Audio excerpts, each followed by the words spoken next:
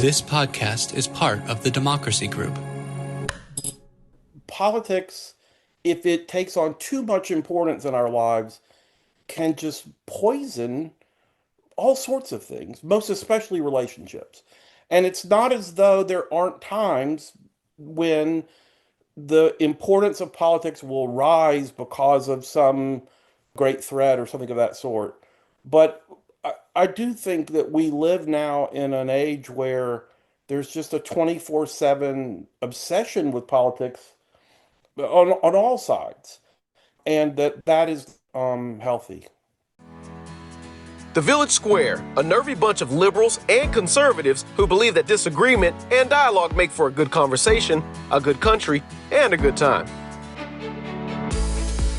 At the Village Square, we talk about politics, religion, and race. You know, the topics your mom taught you never to discuss in polite company. Listen, at the Village Square, we make pigs fly. Hey folks, welcome to Village Squarecast. This is Corey Nathan. So glad to be with you again. Thank you for joining us for Walk Away from That Box, or Why Fixing Civil Discourse Requires Less Politics, Not More. Village Squarecast is funded in part by Florida Humanities with support from Federation of State Humanities Councils and the Mellon Foundation. This is another edition of our Flying Pig Academy, which is our effort to explain what we've learned about gathering people in communities who don't look or think alike for engaging, sometimes provocative, and even challenging, but often really just fun conversations. We hope that people and organizations trying to do the same thing can learn from our experiences. In this episode, Village Square founder Liz Joyner sits down with Bill Maddox of the James Madison Institute's J. Stanley Marshall Center for Educational Options to explore why the cure for our polarized times might actually be less politics, not more. They unpack how our 24/7 political obsession seeps into every corner of life, from sports to friendships to family, and why rebuilding civic life starts with reconnecting in our communities, not retreating into our corners. It's a thoughtful, down-to-earth conversation about rediscovering the joy of being neighbors again. With that, I'll turn it over to Liz Joyner, my pal and president of the Village Square, who introduces our program in this terrific conversation with Bill Maddox. And stick around, I'll be back at the end with a few closing thoughts.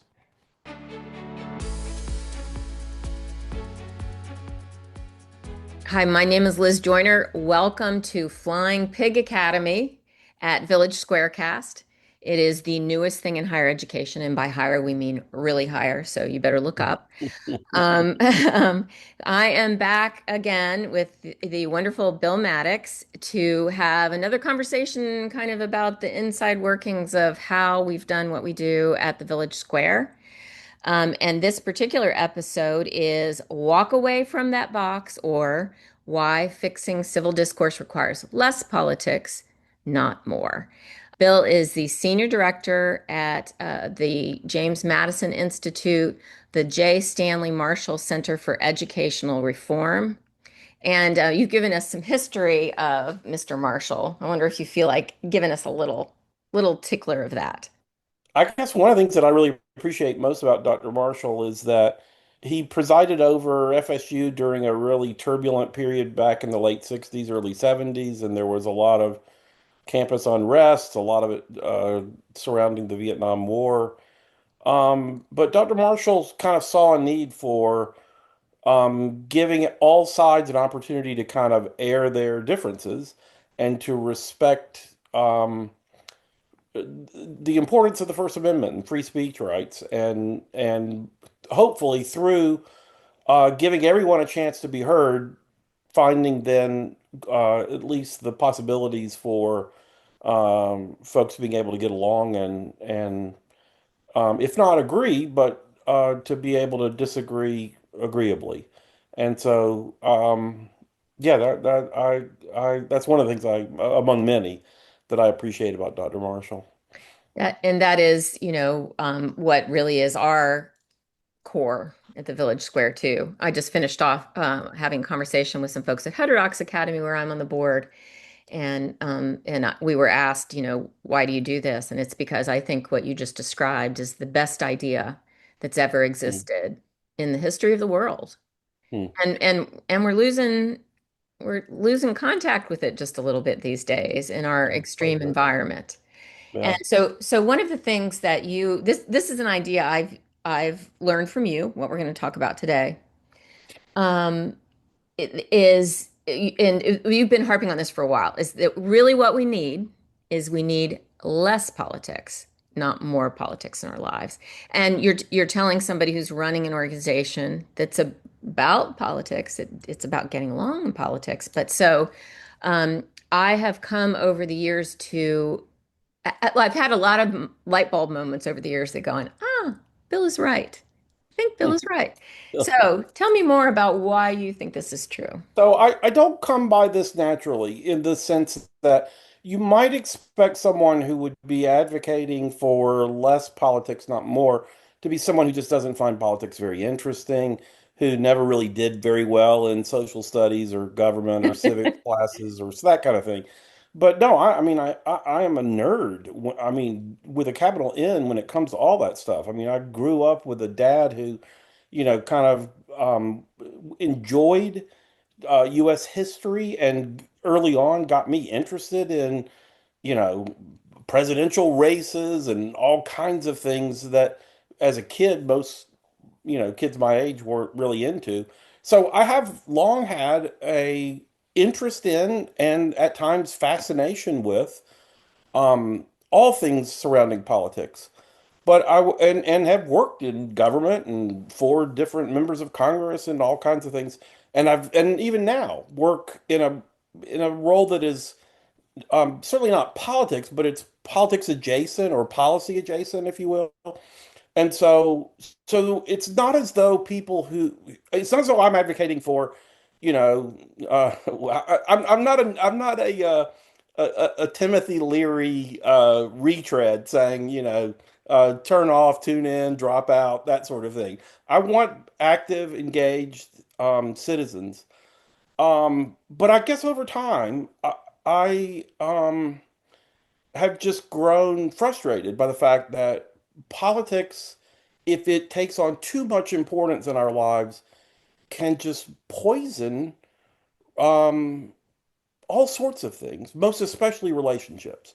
And it's not as though there aren't times when the importance of politics will rise because of some, great threat or something of that sort. But I do think that we live now in an age where there's just a 24/7 obsession with politics on both on all sides. And that is not healthy. Yeah, I remember you. We had written actually the story of Colin Kaepernick kneeling, and we had written the story about the person who I don't even remember his name, but who had reached out to him, who disagreed with his kneeling, and it was sort of a beautiful, sort of inspiring story about coming together.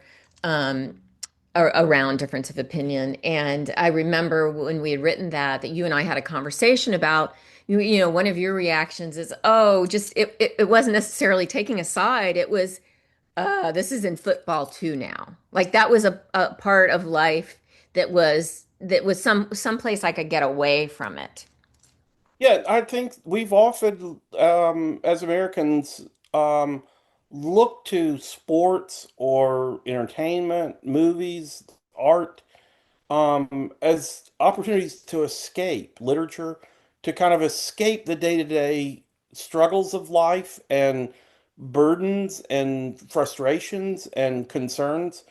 And that's one of the things that I'm a big sports fan. I'm a big film lover, and so I look forward to having a chance to kind of um, suspend disbelief and enter into new worlds and not and kind of leave my troubles behind, if you will.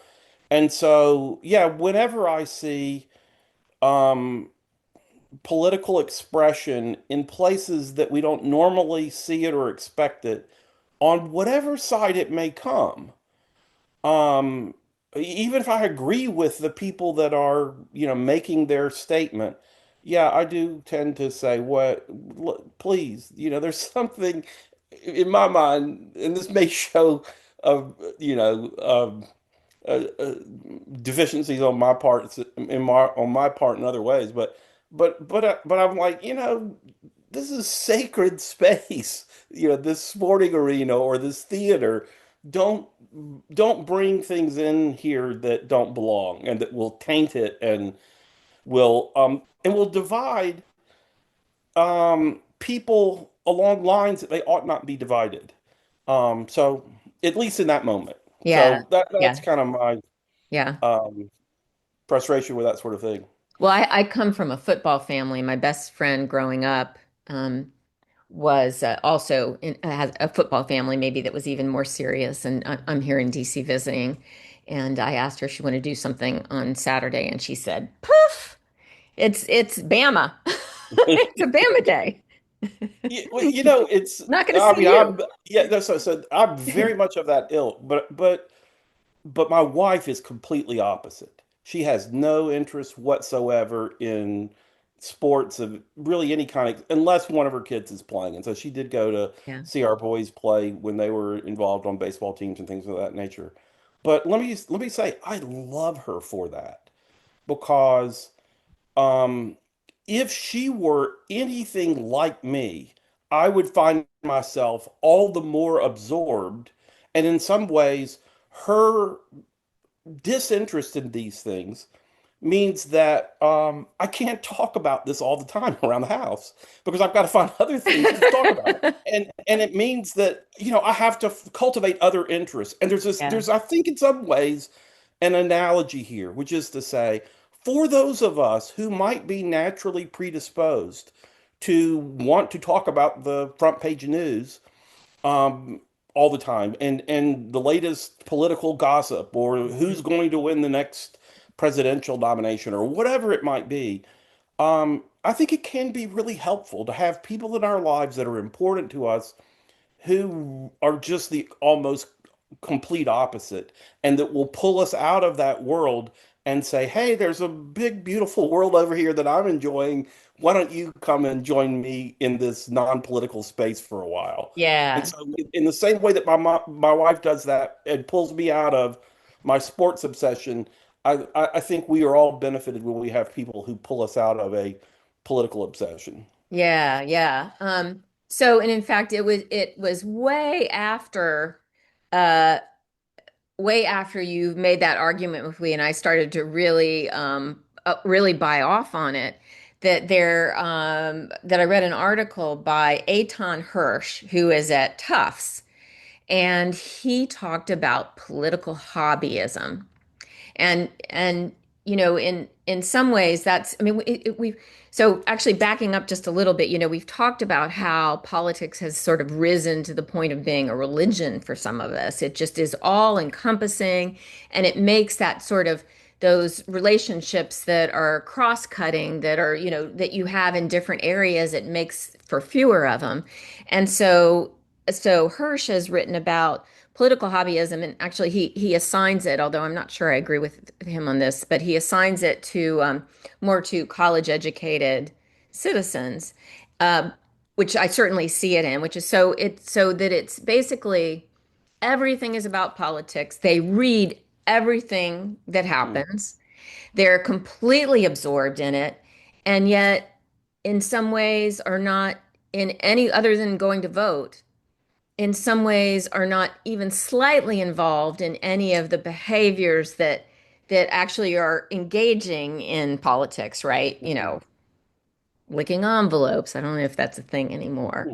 Making phone calls for what you believe in, fundraisers, whatever. That they're basically just, it's a hobby. mm, And mm, his argument, actually, he gives an example of how if you wanted a raise, you would go into your boss, because you know that what you're supposed to be doing is convincing um, your boss that you're worth the money and that you would be strategic about it. You know that you're trying to convince something of something that you want, and so you're thinking through how I'm gonna make this case. And that his argument is that this sort of too much politics, too much political hobbyism makes it so it sort of becomes all about the gossip, and it's Mm, all done inside of sort of a like-minded team, mm, because you're reading the things with of the people you agree with. And so then when you actually do engage in the political process, he said that's where you get like all the people storming the school board meeting mm, like a ridiculous argument that's mainly just angry and that doesn't have any strategic value at all and is never going to convince anyone who doesn't agree with you already. mm. Yeah, no, that's really good. I think that we can get too absorbed and then, like you say, end up not channeling a lot of our energy um and what I would see is kind of right motivation in constructive directions. And so, your example about like not actually licking the envelopes or making the phone calls or that kind of thing. I mean, yes, I want people to be informed citizens and I want them to be active citizens, but I guess part of what I have observed over time is that like the degree to which people can actually affect things on a day-to-day basis, especially things at the national level, but even at the state or your own local level, the degree to which you can actually make a difference in a big, big way is really rather small. And what I have found is that if you're, and so a lot of times I think people can kind of get burnt out, which is not altogether a bad thing because they, at a certain point, say, boy, I've been going to all these protests and I've been sending all these letters to my congressman or whatever, and it's just not making a difference. And they look then for other ways to make more better use of their time in a certain sense, where they can make a difference. And I think in my mind, whether one arrives at this point that way or not, what I take some solace in when that happens is that to me it's kind of like a Tocqueville moment where you can say, hey, you know, back when Tocqueville was here and was studying democracy in America and, observing the patterns of Americans in 1830 life and all the rest, he just marveled at the fact that Americans, when they saw a problem, would just kind of roll up their sleeves and go try to solve it themselves with barn raisings or whatever it might be, and helping other neighbors, partnering with other neighbors, that kind of thing. And I understand that life is very different now than it was then, and that some of the things that happened then aren't as easy to make happen today. But at the same time, there's a part of me that's like, yeah, one of the best things that can happen when someone kind of unplugs a little from the online world, especially, Hmm. and gets involved in day-to-day activity is they say, hey, the best thing I could probably do with my time would be to, volunteer for this civic group or to join that school PTO association or whatever it might be to kind of help better my community and my life and my children and all the rest. And so that's where I really want to see citizen engagement go. I don't want people to become uninformed or to cease voting or serving on juries or any of that kind of good stuff. But to me, the more that we engage in problem solving and through, community-based organizations and things of that sort, in some ways, the less need there then becomes for politics. And it's far better to have voluntary organizations solving problems with money that they've raised themselves and rules that they've established for their own operations rather than having a government entity come along and either skew things this way or that way depending on who's in power and that sort of thing. So Yeah. I don't know. That's kind of my take on how activity toward bettering one's community or one's life or one's world, um, where it is probably best directed. Well, so, and if you take a community like what you're imagining and growing into, and I think we really are talking sort of Robert Putnam land, right? And Yeah, yeah, Join or yeah, Die film, yeah. is if you have that kind of community where people are engaged in all sorts of different ways across their differences, and you're creating these cross-cutting relationships, right? Because when you're involved in some local improvement project, it's going to have all sorts of people there, and you're going to have all sorts of different relationships, which means that in our if it's all politics all the time, Mm, then we're sucked, feel this electromagnetic suck that our colleague John Haidt describes. You feel that suck. It's just sort of like everything is binary. You're this or you're that. mm, And if you're all politics all the time, you don't haven't had that opportunity to make that relationship with somebody who is completely unlike you, but you can see their humanity, you can see their good intention, and you have something else in common, some third thing in common. And yeah. so that kind of community versus the one that's all politics all the time. It seems like there's really different incentives than for the elected leaders that we vote for, right? So if you're in all politics all the time community, then what kind of leaders do we, what do they play to? Well, they like viral moments, things that when everyone's getting really, really mad, storming the Mm. school board, right? And Right. so we're going to elect people like that. Whereas the other way, seems like we're going to be a little wiser.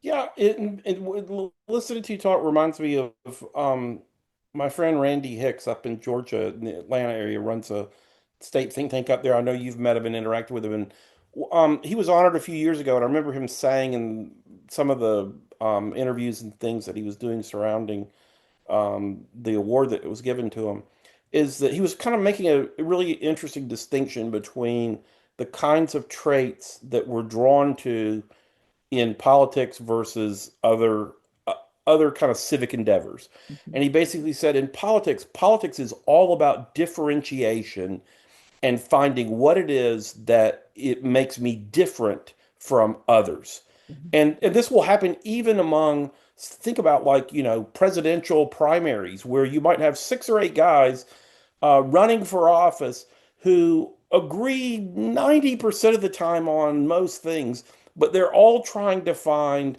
that one issue that will distinguish them from the others or allow him or her to stand out. And he said that so we look for kind of distinctiveness and difference when it comes to politics. But he said that when you're involved in some sort of kind of community-based, voluntary, charitable endeavor, anybody who comes along who wants to help out is welcomed, and that kind of shares the in your passion for the cause, and that oftentimes the people who bring different things to the table are particularly prized because we've got a really good well-oiled machine here, but we could sure use a good bookkeeper to help us. And Yeah. lo and behold, here comes a bookkeeper to Yeah. fill that gap. And so yeah, so politics kind of looks to divide and to separate, whereas more voluntary charitable endeavors tend to unite and bring people together and to um, uh, build just better chemistry, if you will. So Yeah. that's one of the things that always kind of strikes me in thinking about a lot of this. Yeah. It actually reminds me of I had just finished listening to a conversation at AEI, and it included Hari Han, who is at the Agora Institute at Johns Hopkins, and she studied religious organizations.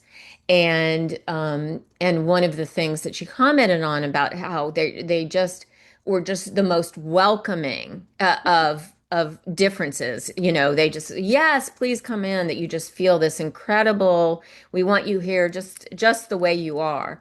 And she said that philosophy on that was that belonging comes before belief.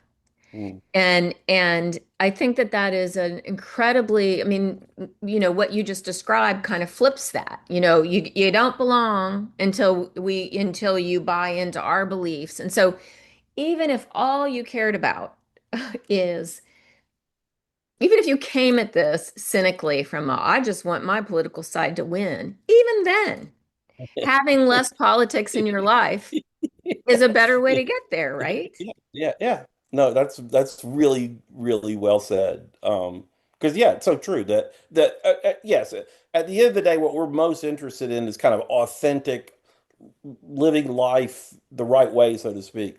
But you're right. If you just went at this kind of in a cynical, what would help me politically, it would be to have a kind of open-minded, broad-minded view of wanting to try and to find agreement. And it's not as though there aren't people in politics who don't do that, nor is it the case that beliefs aren't important, because obviously, if you're trying to push forward a political agenda, you do want people that subscribe to the same ideas and that are gonna, they're in a certain sense true believers that are gonna work together.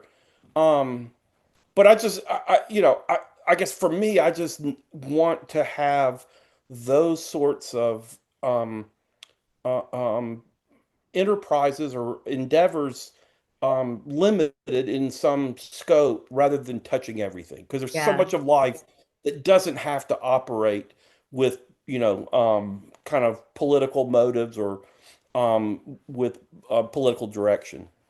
So, and your convincing me of this wisdom over the years has resulted in strategically the village square um, not being all about politics and us trying to get, we try to do what we do at a cultural level, even though we have plenty of conversations that involve politics and political differences and differences in ideology and background.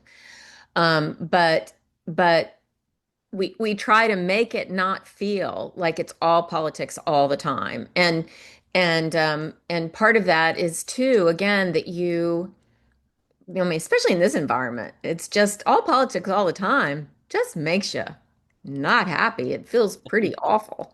Yeah. And so that really has shaped so much of how we do what we do. Yeah, well, and I give you a lot of credit because I know a lot of I mean, there are other bridging kinds of organizations that are out there, and many, at least some of them, have been around for as long as the Village Square has. And there are others that do what you have done here, but I really don't know hardly anyone that has been as out front as you have been on championing other ways to bring people together around difference, to have sometimes difficult conversations but aren't necessarily rooted in political differences. And so, the fact that you launched the God Squad and had kind of conversations across different denominational or faith lines, which I think very constructive and creative. The fact that we then, launched Local Color and had a series of conversations around race that didn't have to, and we sought care to try to steer them away from being rehash of political arguments, but Mhm. instead talking about some of the unique dimensions of both racial difference as well as kind of signs and ways in which there is racial harmony or understandings or appreciation of things by people of different races, because race wasn't, central to whatever was being um, considered or discussed, whether it's music or art or food or whatever it might be. So anyway, there are lots of ways that we can connect and have meaningful and interesting discussions, and sometimes uncomfortable discussions that are important that aren't strictly political and I think I think there's a lot of opportunity there. I mean, I think back too about like some of the film series and things that you've brought together that you've sponsored and challenged people to come and take part in. I think a lot of times conversations around art and film and music and things of that nature can often be really helpful in bridging differences because even though people may not have voted for the same folks or see the world the same way politically, they might nevertheless share an appreciation for a music artist or a work of film or something. And so yeah, hats off to you for broadening the discussion beyond just politics, because I think that's been very helpful to our community. Yeah, well, definitely the less politics ideas has been important in that. We also execute that through carom shots. Refer to other episode of Flying Pig Academy for an in-depth discussion of carom shots. And actually, you're talking about local color. We had the ultimate carom shot this summer, where we had a whole series of local color programs about food in the Black community, and it led us. It was a beautiful series of conversations. Food from the soul, deeply rooted Southern comfort, soulful flavors, uniting neighbors. We talked about real issues like food insecurity, but it was less politics, more humanity, and it was Yeah, very and intentional. And what's so interesting about things like food, and you see this also with music, but maybe even more with food, is that you'll have groups who, and we see this perhaps especially here in the South, but it's no doubt true elsewhere. But you'll have groups that come from very different backgrounds, perhaps racially, who nevertheless will have a common appreciation for certain kinds of distinctive foods that are unique to a particular place, and they will be united in that. I mean, I think about this all the time when I go to like New Orleans, and New Orleans has this cuisine all its own, with jambalaya and Creole and Cajun flavoring and all kinds of stuff that you just don't get anywhere else. And it doesn't really matter whether you're left or right, Democrat, Republican, black, white, whatever. If you're a Louisianan, this is the food that is your food, and there's a shared appreciation for it.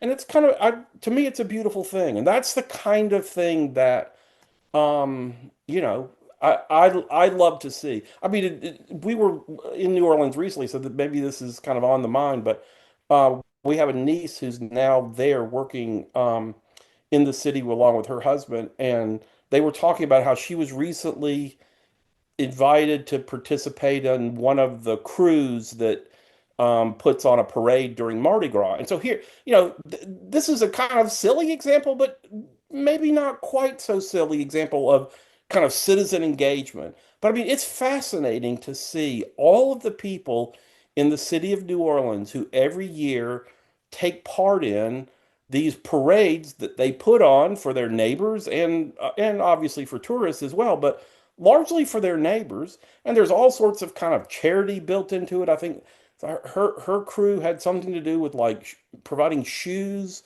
that they to needy kids or something like that. That was kind of part of Ah. what they were all about. And so anyway, it's just a fascinating way in which a city comes together for a festival or a celebration that gets people off their screens and into life, rubbing shoulders with others, oftentimes people that are, unlike them, but who have this shared appreciation for New Orleans and Louisiana life and Mardi Gras, and what a great thing. And having participated in building a float together and doing some charity work, Yeah, you're never going to see that other person, the them yeah, on the other side of the us, the yes, same again. They're yeah, always going to be a human again, yeah, and that maybe yeah, is the most important argument for having less politics. yes, yeah, yeah. No, I'm sure that on those float building and some of that, you're the person that you remember the person who came to your aid because they had a better way of figuring out how to stuff this, or they had a shortcut to putting, glitter on this or whatever it was. And you're like, Float wow, I'm problems. really glad I was in the company of this person because they saved my neck or helped keep me out of trouble or whatever it might be. Yep, yep, that's it. Well, so any other Professor Maddox at Flying Pig Academy? There sadly is no tenure here Sorry. Um, any other lingering thoughts or arguments on behalf of our premise? I, I just no, but I just do want to say this is not a indictment of people. We want people to be interested, engaged, involved citizens. We want people to vote, to serve, to work in politics, to run for office. For those who have a real itch to do that kind of thing. All of those things are good things, but they are good things in moderation usually. Mhm. And that, yeah, there's a danger to letting these things take on more importance than they ought. Yeah. Well, thank you for hanging out with me. Yeah, always a pleasure. And I guess lingering advice is walk away from that box every once in a while for something else, whatever it is that you choose for that to be. And I appreciate the conversation, Bill, and I'll see you again next time. Great. Thank you. See ya.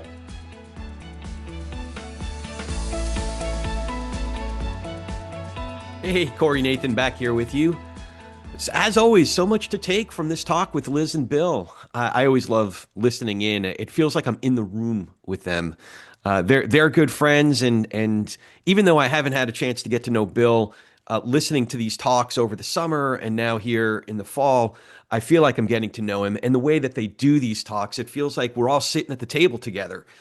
So I really appreciate it. And what they cover is also really enjoyable, edifying, engaging, and encouraging.